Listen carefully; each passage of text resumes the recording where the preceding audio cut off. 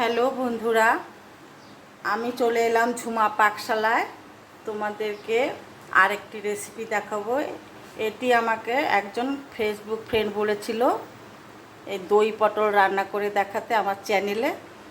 আমি সেই দই পটলটি রান্না করব, তোমরা সকলে দেখো, সাথে থাকো। এই যে আমি কড়াইতে দেখো তেল দিয়ে দিলাম। কড়াই আগেই বসিয়ে রেখেছিলাম, কড়াইতে তেলটা দিয়ে দিলাম। আর এই দেখো পটল এভাবে আমি কেটে নিয়েছি। কেটে এই যে আর দুপাশে এরকম একটু একটু করে মুখটা চিড়ে নিয়েছি, দু সাইডে চিড়ে নিয়ে হলুদ নুন দিয়ে এটা 5-6 মিনিট আমি মেখে রেখেছিলাম। হলুদ নুনটার জন্য মাখানোটা দেখালাম না, আগেই মেখে রেখেছি, কারণ 5-6 মিনিট রাখতে হবে। তারপরে আমি এখন পটলটাকে ভেজে নেব। এবারে দেখো যে আমি পটলগুলো তেলে দিয়ে দিচ্ছি।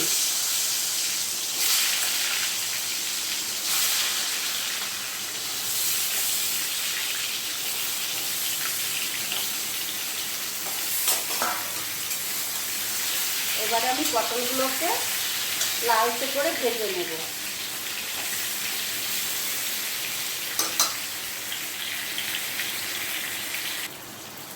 দেখো আমার পটলগুলো ভাজা হয়েই গেছে প্রায়, আর একটু হবে, এরকম লালচে লালচে করে ভেজে নামাতে হবে পটলগুলোকে, আর পটলগুলো বেশ নরম হয়ে যাবে।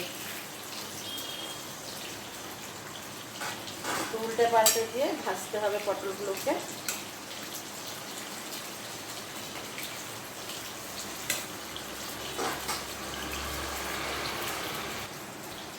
আর পটলটা ভাজা হতে হতে দেখো মিক্সিতে আমি একটা পেস্ট তৈরি করে নেব।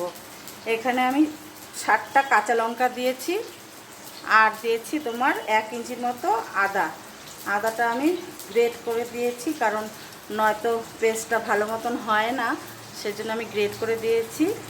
আর যে যেরকম ঝাল খাও সেভাবেই দেবে। আমি এবারে পেস্টটা তৈরি করে নেব।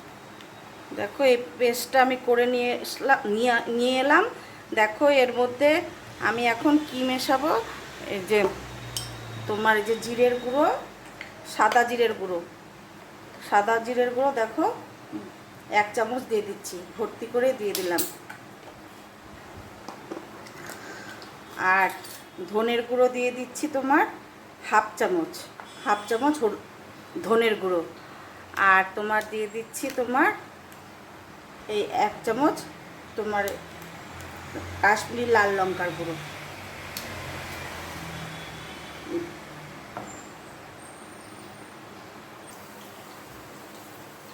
এদিকে আমার পটলগুলো দেখো ভাজা হয়ে গেছে, আমি পটলগুলো নামিয়ে দিচ্ছি। এরকম লালচে লালচে করে ভাজতে হবে পটলগুলোকে। আমি সব পটল এবার নামিয়ে দিচ্ছি। ফোড়ন দিয়ে দিচ্ছি, আর আমি তেল দেব না, ওই তেলেই দেখো এই যে লবঙ্গ আছে, গোলমরিচ আছে, আর দারচিনি আর এলাচ আমি ফোড়নে দিয়ে দিচ্ছি। ফোড়নটা একটু ভেজে নিতে হবে, একটা সুন্দর গন্ধ বেরোবে ফোড়নটার থেকে। সুন্দর গন্ধ বের হচ্ছে। যাই হোক, এবারে আমি যে পেস্টটা তৈরি করেছি, এই যে পেস্টটা আর এর মধ্যে যে সব মশলা মিশালাম, আমি এবারে তেলের মধ্যে দিয়ে দেবো। দেখো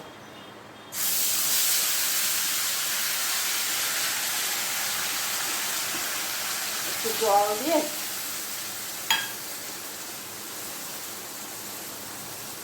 একটু ভালো করে ধুয়ে দিয়ে দিচ্ছি। আর এখানে দেব আমি হলুদের গুঁড়ো 1 চামচ দিয়ে দিলাম। এবার মশলাটাকে 3-4 মিনিট একটু কষাতে হবে। 3-4 মিনিট একটু মশলাটাকে আমি কষিয়ে নিই। মশলাটা কষাতে আমি আরেকটা পেস্ট তৈরি করব। দেখো এখানে আমি 4 মগজ আর কাজু বাদাম ভিজিয়ে রেখেছিলাম। এই 4 মগজ আর কাজু বাদামটা আমি পেস্ট করে নেব।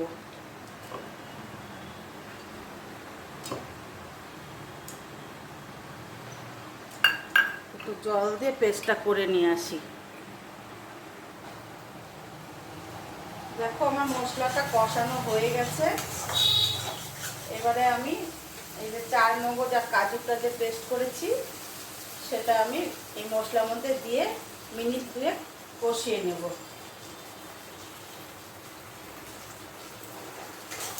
আর গ্যাসের ফ্লেমটাকে কমিয়ে দেবো, কমিয়ে 2 মিনিটের মতন কষাবো। এই মশলাটা কষানো হতে হতে দেখো আমি দেখো হাফ বাটি টক দই নিয়েছি। এই টক দইটা দিয়ে দিলাম মিক্সিতে, আর দিচ্ছি তোমার স্বাদ অনুসারে একবারে চিনিটা আমি দিয়ে দিচ্ছি। এই দইয়ের মধ্যে চিনি আর নুন দিয়ে দিচ্ছি, স্বাদ অনুসারে নুন দিয়ে দিচ্ছি। এবার এগুলোকে আমি একটু জল দিয়ে দই আর নুন চিনি একসাথে পেস্ট করে নিয়ে আসি।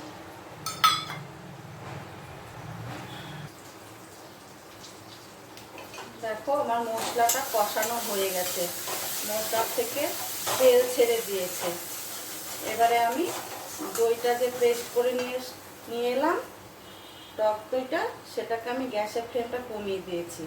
দিয়ে এবারে দেখো আমি দইটা দিয়ে দিচ্ছি। দইটা দিয়ে এবারে অল্প মিডিয়াম ফ্লেম করে দিচ্ছি। মিডিয়াম ফ্লেমে আমি আরেক মশলাটা মিশিয়ে নেব দইয়ের সাথে।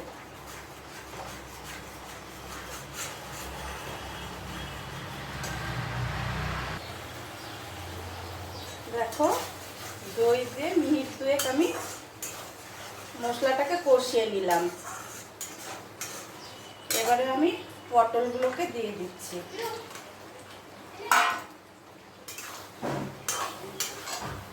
পটল দিয়ে ভালো করে মশলাটাকে মিশিয়ে নেব। এই রান্নাটা একটু মাখা মাখা হবে। যদি তোমরা কেউ ঝোল চাও তাহলে একটু জল অ্যাড করতে পারো।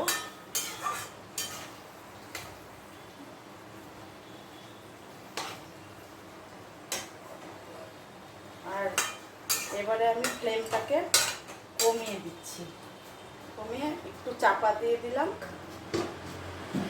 চাপা দিয়ে একটু আস্তে আস্তে আর একটু পটলটা সেদ্ধ হয়নি। এবার আমি ঢাকনাটাকে উঠিয়ে দিচ্ছি। দেখো রান্নাটা হয়ে গেছে। আমি একটু জল দিচ্ছি, কারণ আমার একটু ঝোল লাগবে, সেজন্য একটু জল অ্যাড করছি আমি। আর যারা না চাও তারা নাও দিতে পারো। অল্প পরিমাণে একটু জল দিয়ে দিলাম।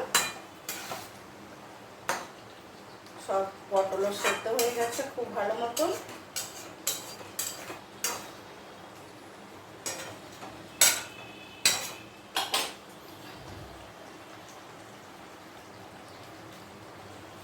এবারে আমি একটু গরম মশলা অ্যাড করছি। তো গরম মশলা দিয়ে দিচ্ছি। আর দেবো তোমার এই যে দেখো কসুরি মেথি, আমি শুকনো খোলাতে ভেজে ক্র্যাশ করে নিয়েছি। কসুরি মেথি দিয়ে দিলাম।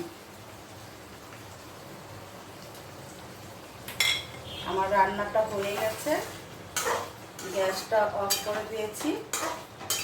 তোমাদের কেমন লাগলো রান্নাটা আমাকে লাইক কমেন্ট করে জানাবে, শেয়ার করবে। সকলে ভালো থাকবে, সুস্থ থাকবে। আমি রান্নাটা নামাবো না, কড়াইতেই থাকবে রান্নাটা, কড়ার মধ্যেই থাকবে। দেখো কেমন লাগছে তোমাদের। তার মধ্যে আমি রেখে দেবো রান্নাটা।